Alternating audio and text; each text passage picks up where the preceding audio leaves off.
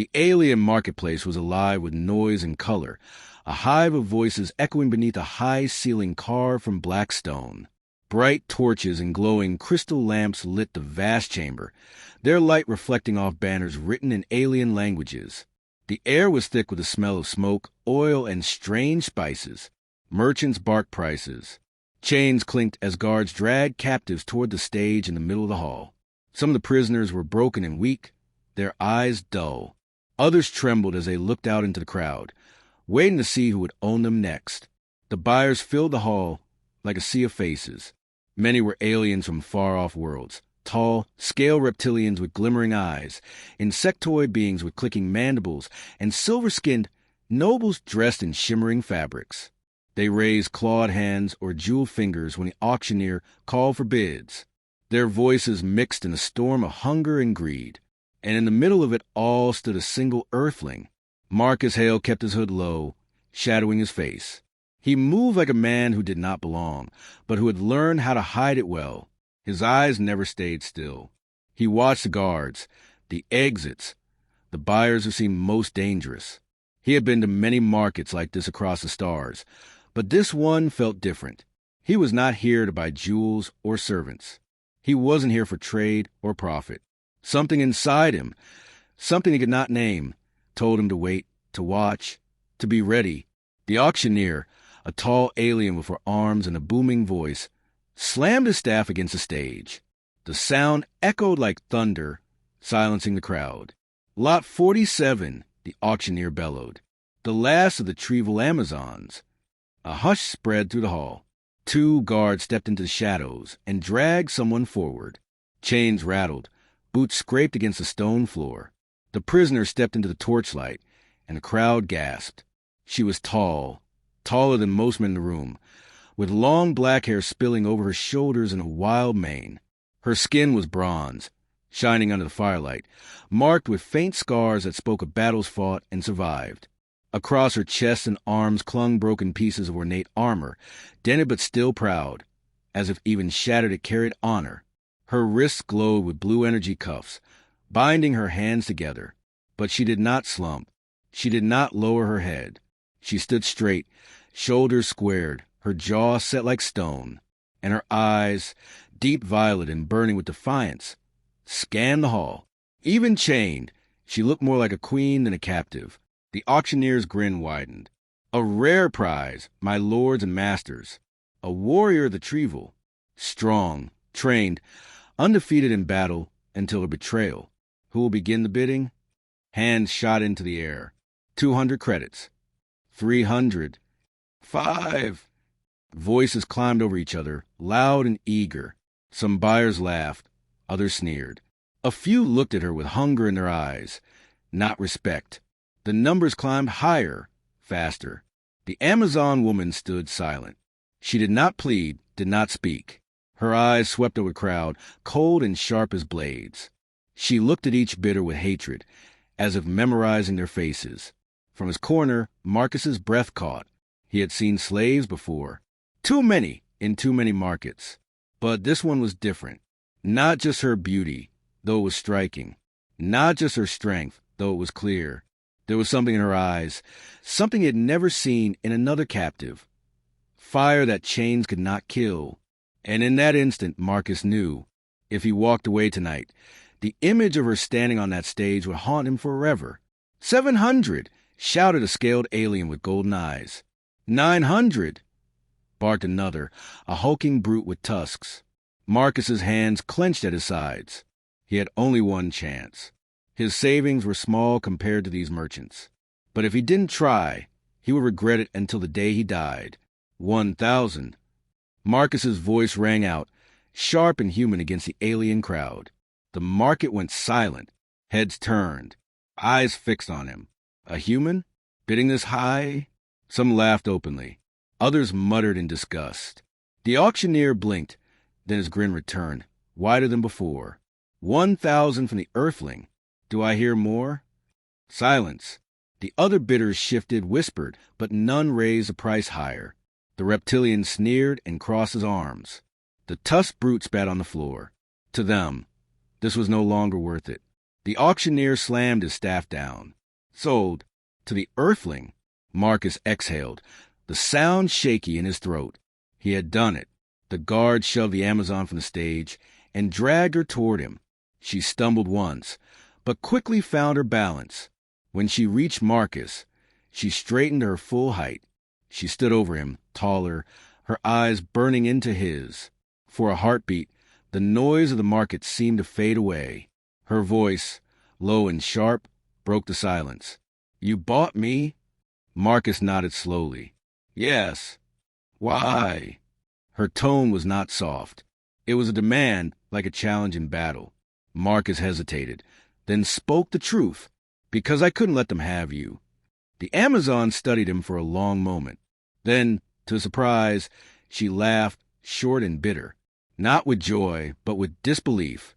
"You are either the bravest fool here," she said, "or the most foolish brave man I have ever seen." Marcus did not answer. He took the chain from the guards, but he did not pull it. He only walked. After a pause, she followed, still bound but walking tall. Behind them, the crowd erupted in laughter and gossip. A human had purchased a warrior Amazon. They said it would end badly. They said he wouldn't live to see morning. Marcus ignored them, because in his gut, he knew this was no ordinary purchase. Something had shifted, something larger than either of them could see yet. Her destiny and his had just changed forever. The laughter of the market still echoed in Marcus's ears long after he and the Amazon left the hall. Whispers followed them down the streets, voices mocking, curious, or pitying the human who had spent his fortune on a dangerous warrior. Outside, the alien city was alive with light. Towers of metal and glass rose into the night sky. Hovercraft hummed above the streets, while strange creatures barked from cages and glowing signs pulsed in unreadable languages. Marcus walked steadily, the chain of the Amazon's cuffs held loosely in his hand. He did not yank it. He did not treat her like the other owners treated their slaves.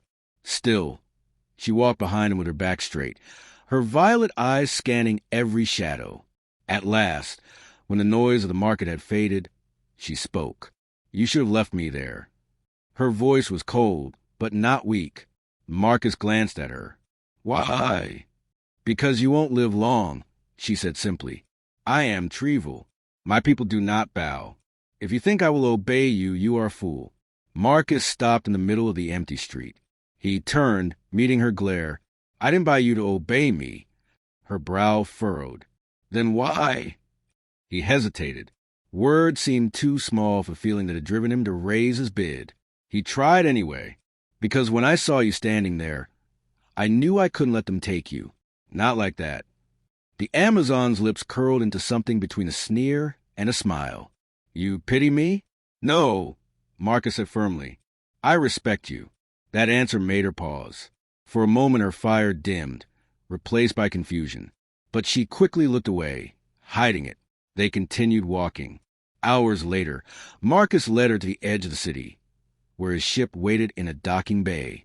It wasn't much, a small freighter, patched and scarred from years of travel. But it was fast enough, and it was his. As they stepped inside, the Amazon stopped just past the door. She studied the ship with narrowed eyes, then looked back at Marcus. "You bought me," she said again, more like an accusation than a fact. "So tell me, human, what will you do with me now?" Marcus set the chain down on a table. The cuffs still glowed, locking her wrists together. He met her eyes. "That depends. Do you want to stay bound? Or do you want freedom?" Her eyes flashed. "You think you can give me freedom?"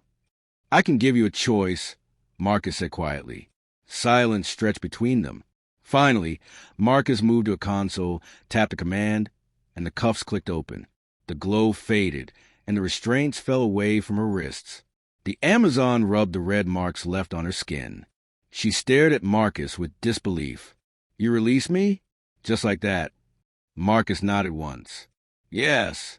Her eyes narrowed. "You're either very brave or very stupid." "Maybe both," Marcus admitted. The Amazon stepped closer, towering over him. For a long moment, Marcus thought she might strike him. Instead, she asked, "Do you even know my name?" He shook his head. "No." They never said. She lifted her chin proudly. I am Kayla the Trevel, daughter of no master, born for war, trained for victory. Marcus inclined his head slightly. Then I am Marcus Hale, no master either, born for trouble, trained to survive. For the first time, Kayla's lips twitched into the hint of a real smile. A strange man, Marcus Hale. And you're a dangerous woman, Kayla the Trevel, he replied. Her smile faded, replaced with seriousness. Make no mistake. I do not trust you. You freed my hands, but that does not mean I am yours. Marcus nodded. Fair enough, but whether you trust me or not, I'm getting us both off this planet tonight. After that, we'll see. The ship's engines roared to life, shaking the deck beneath their feet. The city lights faded as they lifted off into the dark sky.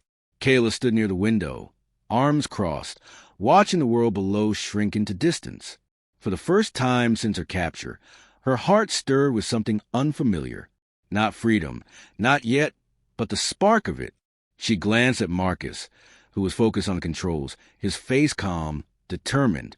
She whispered to herself, so low he could not hear. Perhaps my destiny is not broken after all. The freighter drifted beyond the city's glow, slipping into the cold emptiness of space. Stars stretched across the black like endless fire. Marcus adjusted the controls, watching the scanners as they cleared orbit. Kayla stood behind him, arms crossed. She hadn't sat down once since they launched. Her violet eyes tracked every movement, every switch he touched. You fly well for a human, she said finally. Marcus smirked. I've been flying since I was a kid. Old habit. Kayla tilted her head, studying him. Habits don't win wars. Maybe not, Marcus admitted, but they keep you alive long enough to fight them. Before Kayla could answer, the ship jolted. Alarms blared, red lights flashing across the cockpit. Marcus's eyes narrowed as he checked the scanner. A shape appeared behind them, small, fast, and armed. A raider craft. Trouble, Marcus muttered. The comm crackled, and a harsh voice filled the cabin. Earthling, you bought what wasn't yours. Hand over the Amazon, and maybe we let you live. Kayla's eyes blazed. Slavers.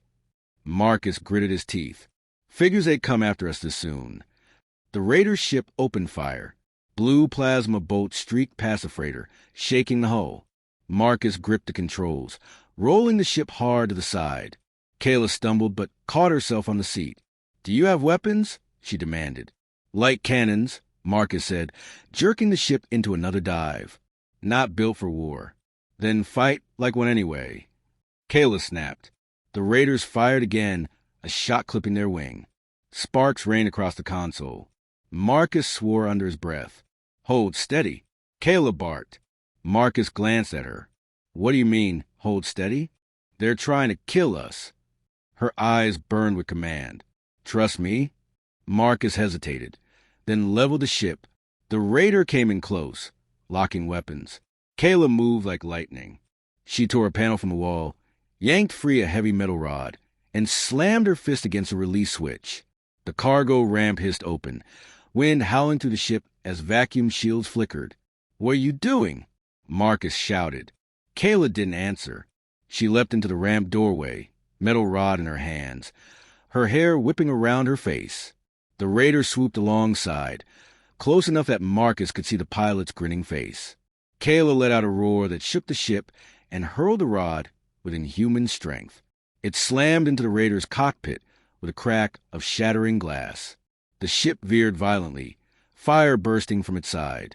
Seconds later, it spiraled into the void, exploding in a flash of light.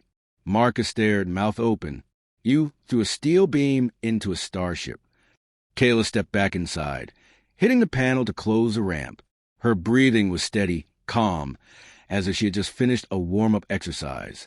I told you, she said simply. I was born for war. Marcus laughed once, a short, stunned sound. Remind me never to argue with you again. Kayla looked at him, her expression unreadable.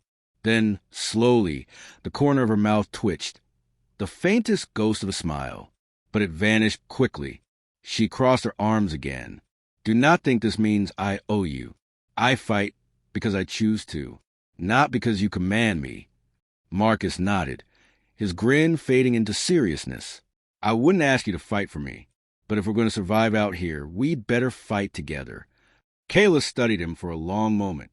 Her violet eyes softened just enough to show she was listening.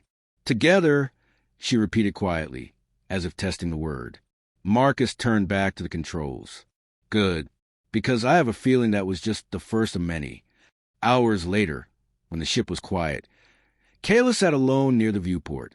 She watched the stars glide past, her reflection faint in the glass. She had expected to die in chains, her name forgotten. Yet here she was, free of her cuffs, standing on a human ship, fighting raiders at his side. Her destiny had not ended at the auction block. It had only begun, and though she would not admit it out loud, a thought whispered in the back of her mind. Perhaps this strange Earthling was not as foolish as she first believed. The freighter cruised through quiet space, engines humming softly. For the first time since leaving the city, there were no alarms, no chasing ships, no shouting voices. Only silence. Marcus leaned back in the pilot's chair, exhaustion pulling at his eyelids. His hand still smelled faintly of burnt wiring from patching the damage. He glanced over his shoulder. Kayla was sitting on the floor near the viewport, her back against the wall. Her tall frame looked relaxed, but her sharp eyes never stopped moving. She had not touched the chair beside her. She sat like a warrior guarding a campfire, alert, waiting. You know, Marcus said quietly, you don't have to keep watch every second. Kayla's gaze flicked to him. Sleep makes you weak. Weakness gets you killed. Marcus smirked. Or it keeps you alive. People who never rest make mistakes. For the first time, Kayla's expression shifted. A faint shadow crossed her face. Tell me, Marcus said gently. What's your story, Kayla? Before they chained you. She was silent for a long moment. Then she looked away, her voice low and even. My people are born into war. From childhood, we train with blade and spear. Strength is honor. Victory is survival. To fall in battle is glory. To fall in chains, she clenched her fists, is shame. Marcus didn't speak. He let her continue. I was captain of a war band. We fought the Dominion for years. My sisters, my kin, they trusted me. We won battle after battle. Until her jaw tightened. Until we lost. Her violet eyes glimmered, not with tears, but with fury she had buried deep. They captured me, sold me to the highest bidder. My people think me dead. Perhaps that is better than the truth. The silence that followed was heavy. Marcus leaned forward, resting his arms on his knees. Kayla, he said softly, being chained doesn't erase who you are. You're still that warrior, still their captain. She looked at him sharply. You speak as if you know my people. No, Marcus admitted, but I know what it's like to lose. Her eyes narrowed, studying him. What'd you lose? Marcus hesitated. He hadn't told anyone this story in years. Not since Earth. I was a soldier once too, he said. Different kind of war, different weapons. But war is war. I had a unit, brothers and sisters in arms. We thought we were invincible. Then a battle went wrong. Half of them didn't make it. The rest scattered. I left the army after that. Spent years drifting, running cargo, staying alive. Kayla tilted her head. Why did you leave your people? Because every time I looked at the uniform, I saw ghosts, Marcus said. And because I was tired of following orders that only led to graves. For a long time, neither spoke. The hum of the engines filled the silence. Finally, Kayla said, then why me? Why risk your life in that marketplace? Why not walk away, like you walked away from your war? Marcus looked at her steadily. Because I knew what I was seeing. A warrior, proud and strong, being broken down like she was nothing. And I couldn't let that happen. Not again. Not to you. Her lips parted, as if to argue. But no words came. She closed her mouth, her face unreadable. She turned her gaze back to the stars, hiding the storm in her eyes. Later, Marcus dimmed the ship's lights. He lay stretched across a bunk, staring at the ceiling. Sleep teased him, but his thoughts kept circling back to Kayla. He didn't fully understand why he had spoken so openly. He had never told anyone else about his unit. Yet with her, the words had spilled out like water from a broken cup. Across the room, Kayla still sat by the viewport. Her posture was less rigid now, her arms resting loosely on her knees. She glanced at Marcus, watching him as he drifted closer to sleep. In her chest, an unfamiliar weight stirred. Not battle rage, not hunger for victory. Something quieter, something dangerous. Trust, she whispered into the silence, though Marcus could no longer hear her. Perhaps you are not my master, Earthling. Perhaps you are my ally. The freighter slipped out of warp, its engines glowing faintly as Haven 7 came into view. The station drifted in the void like a scarred giant, its broken rings patched with metal plates and glowing repair lights. From a distance, it looked like something that should have died long ago, but still clung to life. Marcus leaned forward in the pilot's chair, frowning. Charming place, huh? Smells like trouble already. Beside him, Kayla did not smile. She sat rigid in the co-pilot seat, her eyes scanning the rotating rings, the flickering docking beacons, the swarms of ships moving in and out. Her hand rested casually on the blade she now carried, though Marcus had learned nothing she did was ever casual. Places like this, she said in her deep, steady voice, are nests of thieves. You buy bread, they sell your name. You drink water, they poison it. And if they see you bleed, they tear you apart. Marcus snorted. So, just like every other spaceport I've been to, the docking clamp seized the freighter with a heavy clank. The hatch hissed open, and stale station air rushed inside, a mix of smoke, oil, and alien spices. The market of Haven 7 was alive with noise. Alien voices shouted over one another. Stalls blinked with flashing signs in languages Marcus couldn't read, and smoke curled from cooking fires. Mechanical limbs clattered, and strange beasts hissed from cages. Marcus walked with steady steps, Kayla just behind him. This time she wore no chains. She carried herself tall, every step silent and sharp like a predator stalking prey. Her presence drew attention like a flame in the dark. Whispers followed them through crowd. Is that her? The Amazon! She was supposed to be sold to the guild. And now she walks with a human? Marcus ignored them. He bought fuel cells, a crate of dried ration packs, and a few tools. But his eyes stayed sharp, catching every glance from the corners, every shadow that moved when it thought he wouldn't notice. Kayla leaned closer, her voice low. We are hunted. How many? Marcus asked without looking. 3 at first. No 5. 2 behind us. 3 ahead. They tightened the noose. Marcus sighed under his breath. And here I was hoping for a quiet shopping trip. They turned into a side corridor. It was darker here, lit by flickering neon. The crowd thinned. The walls were lined with crates and vents, echoing with the low hum of machinery. That's when they stepped out. 5 mercenaries, blocking both ends of corridor. They wore patchwork armor, scarred and stained, and their weapons gleamed with plasma energy. Their eyes burned with greed. The leader sneered, his voice gravelly. Well, the Amazon bitch. Thought you could slip away? You're worth a fortune. Hand her over, human, and maybe you limp out alive. Marcus slowly raised his hands, keeping his tone calm. Friends, no need for trouble. I don't. The merc spat at his feet. Shut it. She belongs to the guild. You stole her. Now pay the price. Kayla stepped forward, her chin high, eyes blazing like fire. Her voice rang like steel. I belong to no one. And if you think you can take me, her lips curled into a fierce grin, then come and die. The leader roared and charged. Kayla met him head on. She sidestepped his plasma blade, seized his arm, and twisted until bone cracked. He howled, and she smashed him against the wall so hard the metal dented. 2 more came at her together. One swung a heavy plasma club. She ducked, her movement smooth, then slammed her knee into his gut. He doubled over, just in time for her elbow to crack across his jaw, dropping him. The other tried to stab from behind, but she spun, snatched his wrist, and ripped the blade free, burying it in his own armor in one vicious motion. Marcus wasn't idle. His sidearm flashed, bolts slicing the shadows. One merc dove for cover, but another wasn't fast enough. Marcus's shot burned straight through his shoulder, sending his rifle clattering to the floor. More poured from the shadows.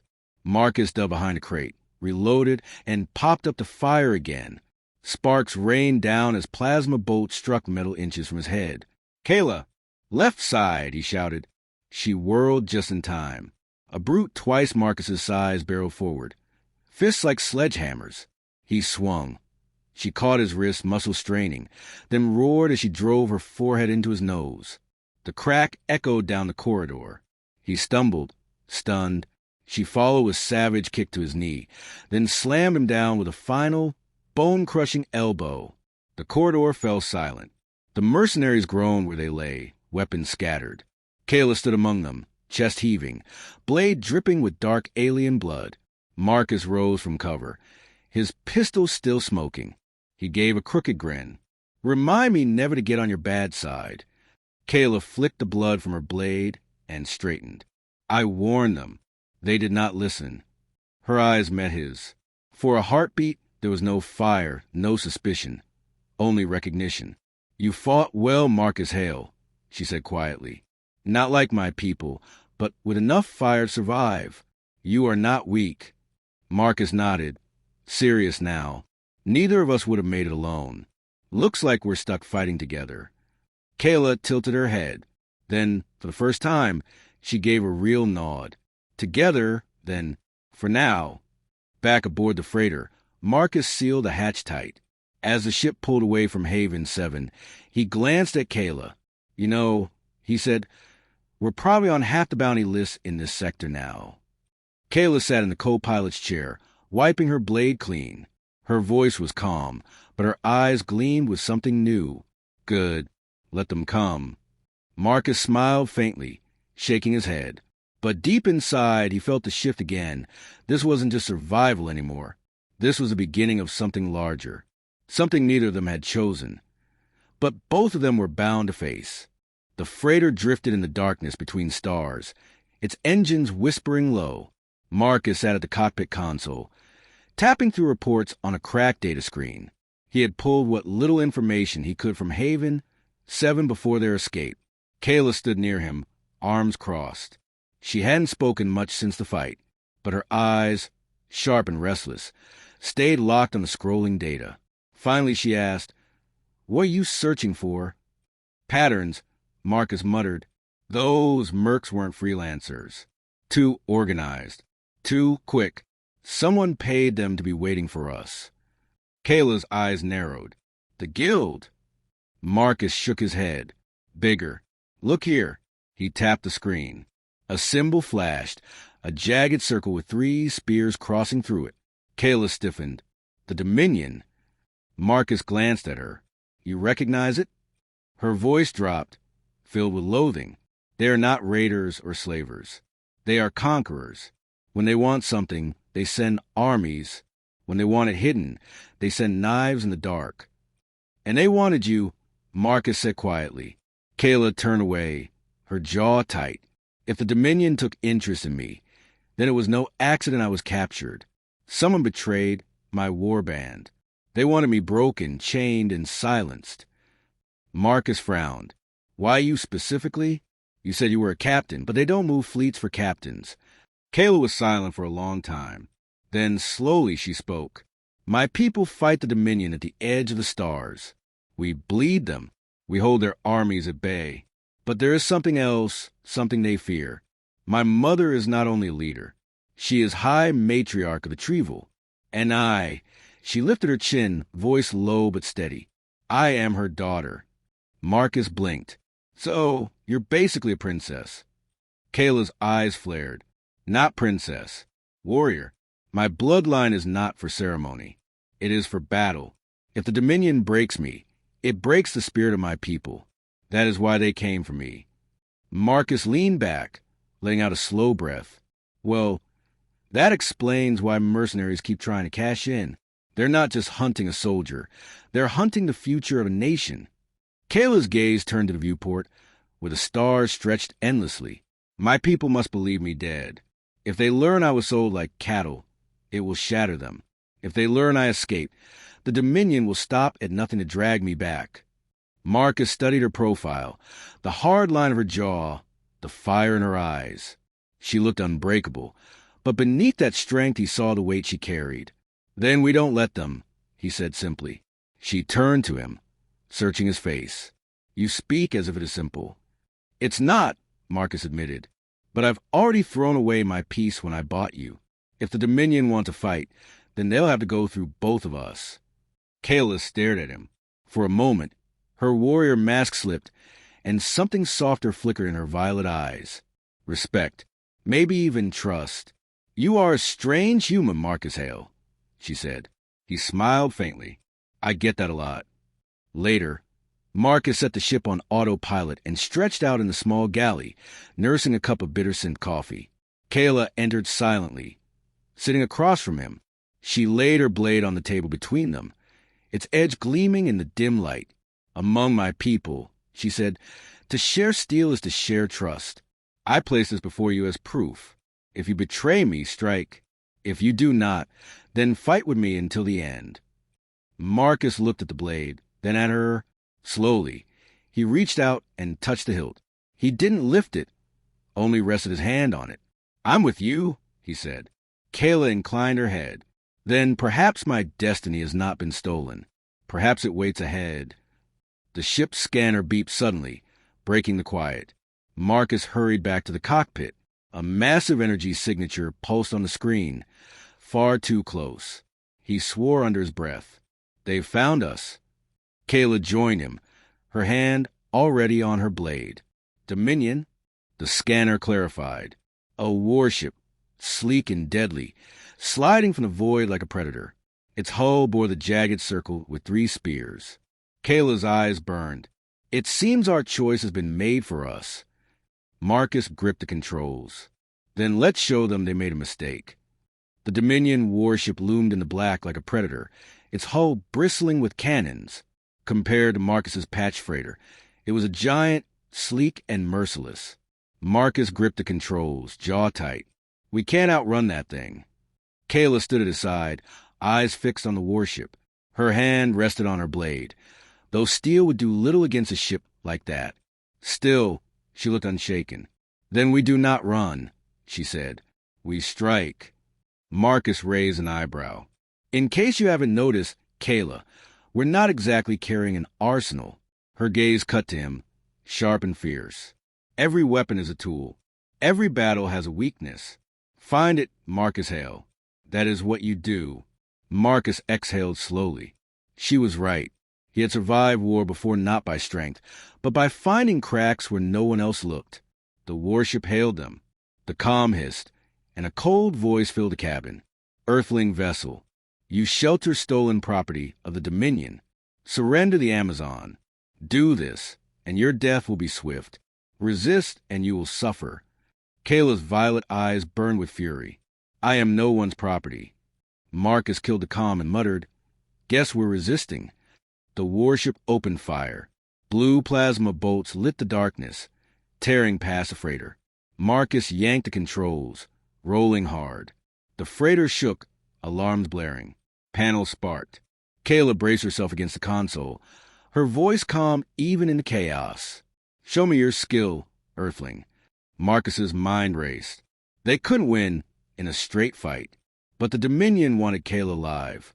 That meant they won't risk destroying us, Marcus realized aloud. Not until they disable the ship. Then use their caution against them, Kayla said. Marcus to the freighter toward a debris field.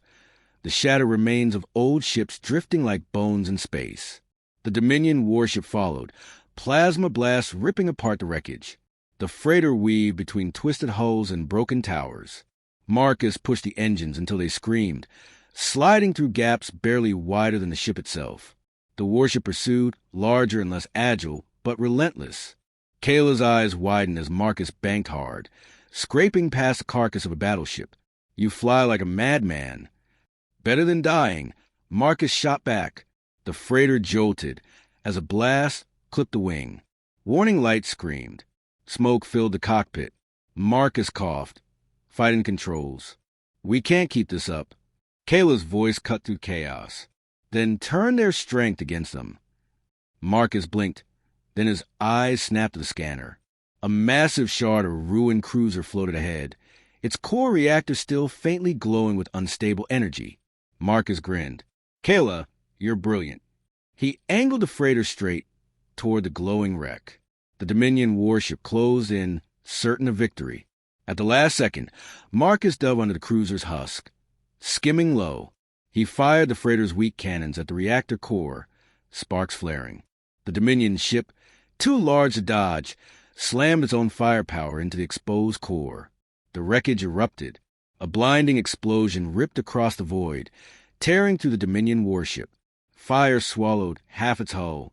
The giant vessel spun, broken and burning, its weapons silenced. Marcus hooped, pounding the console. That's what you get for underestimating an Earthling. Kayla stood tall, watching the flames consume their enemy.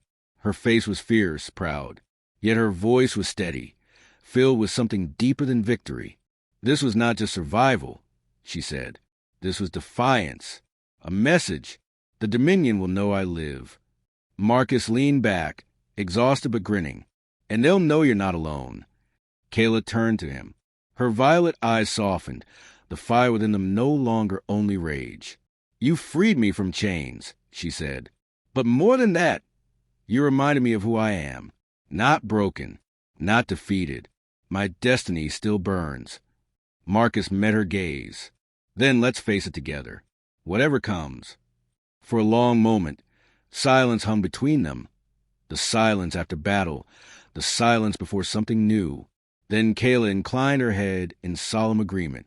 Together, she said, as the freighter drifted clear of the wreckage. Kayla stood at the viewport, her reflection framed by stars. Once, she had believed her fate ended in chains. But now, when Marcus hailed her side, she felt the stirrings of something greater. Not just survival, not just resistance. Destiny.